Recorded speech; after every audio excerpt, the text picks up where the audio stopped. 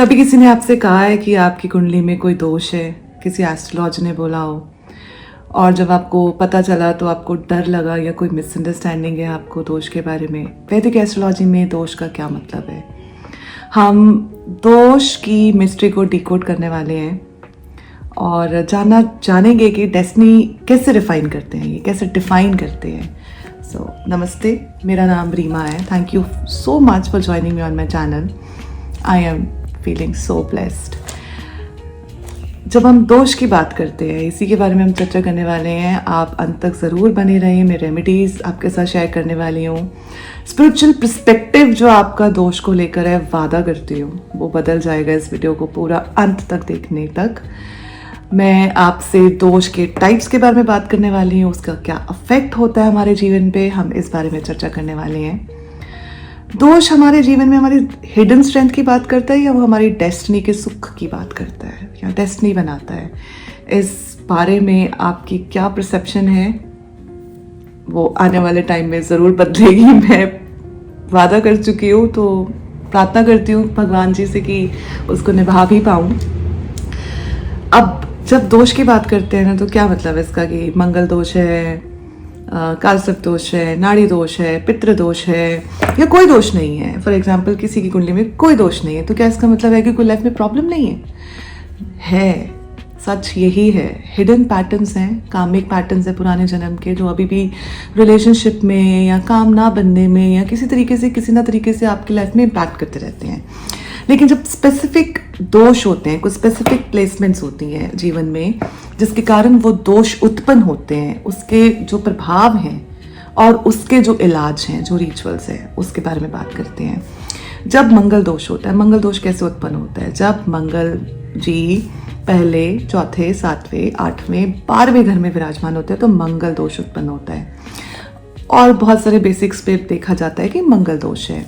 अब for example किसी के कुंडली में कोई मंगल दोष ऐसा तो दिख नहीं रहा, फिर भी लाइफ में प्रॉब्लम्स हो रही हैं, तो मंगल दोष है। तो अगर मंगल दोष होगा तो प्रॉब्लम्स तो होंगी ही होंगी।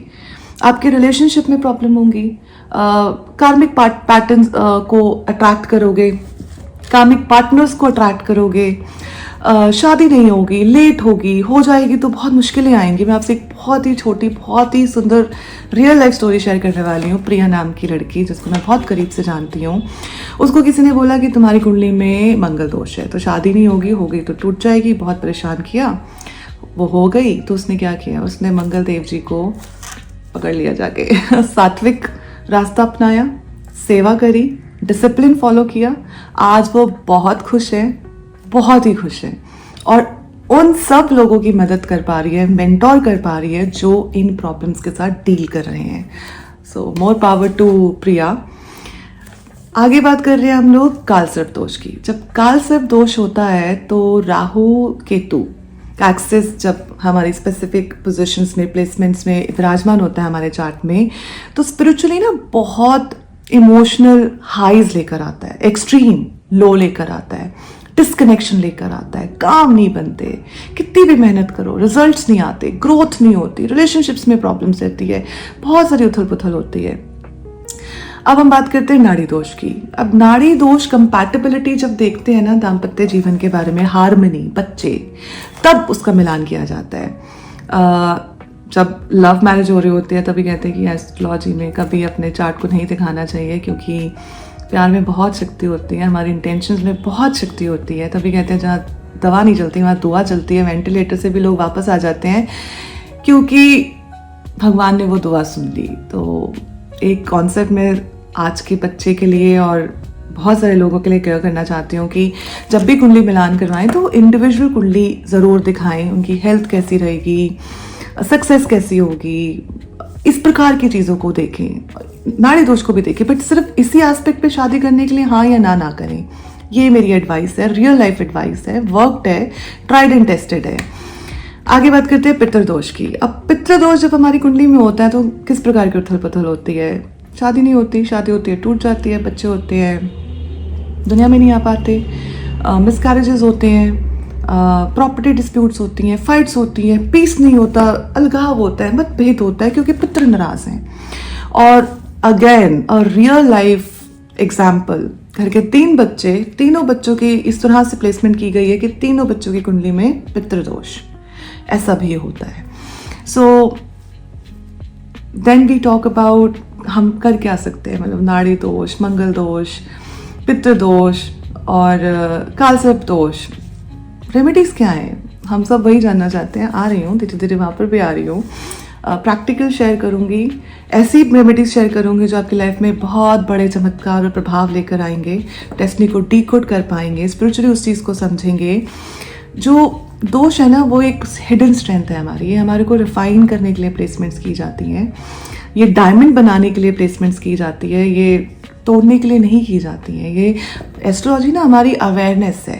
जब हमें ट्रांजिट के बारे में पता होगा कि कब ट्रांजिट होगा, दशा कौन सी चल रही है, तो हम बहुत सारी चीज़ों को प्लान कर सकते हैं ताकि हम उन चीज़ों को इवॉल्व कर सकें। जो हमारी कुंडली है ना, वो हमारी जिंदगी का, डेस्टिनी का एक मैप है। उसको जेल मत बनाइए, उसको डर से ना जेल मत बनाइए, खुद को डराइए मत, उसको समझिए और उसको फ्रीडम बना दीजिए, उसको डीकोड कर दीजिए, उसको इवॉल्व करके दिखाइए। ये रास्ता है जब हम एस्ट्रोलॉजी की बात करते हैं। अब हम रेमेडीज़ की बात करते हैं। तो अगर मंगल दोष है तो हनुमान चालीसा पढ़ें, मंगल देव के कर्मों पे फॉलो करें, सेवा करें, चैरिटी करें, डिसिप्लिन जीवन जिए और you will see the magic in no time. अगर कालसर्प दोष है, उसकी पूजा करवा सकते हैं और सात्विक जीवन जी सकते हैं, नॉनवेज ना खाएं, कोई मल्टीपल रिलेशनशिप्स में ना जाएं, अपने कामिक पैटर्न्स को तोड़ें, इवॉल्व होकर, बेहतर जीवन जीकर, बेहतर सभ्य जीवन जीकर।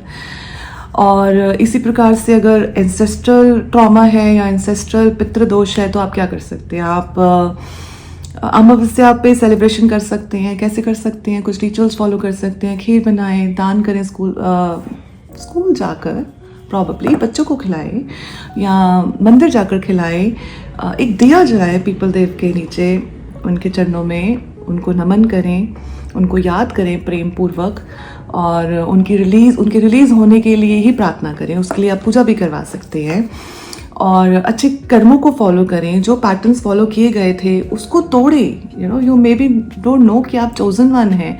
उन पैटर्न्स को तोड़कर अपने कुल को अगले स्टेप पे लेकर जाने के लिए बहुत कुछ कर सकते हैं जो धर्मा कर्मा से रिलेटेड है। सेवा करें, अपने कर्मास को न्यूट्रलाइज करने के लिए हेल्प करें लोगों को, आसपास के लोगों को, दुनिया को।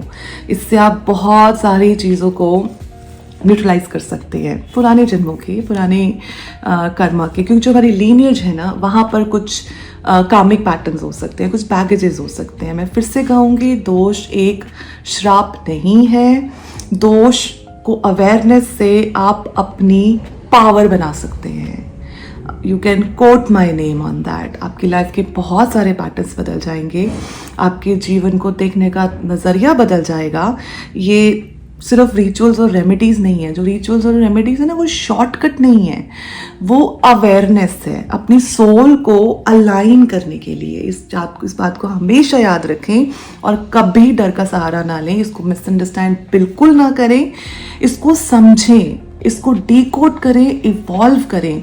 अगर आप इस वीडियो से रेजोनेट कर रहे हैं तो लाइक कीजिए, कमेंट कीजिए, अपना दोष कमेंट सेक्शन में लिखिए। हम आगे बढ़कर साथ मिलकर इसको डीकोड करेंगे, इसके मिस्ट्री को डीकोड करेंगे। और जब तक हम दोबारा मिलते हैं, stay true to yourself, stay aligned. God bless us all.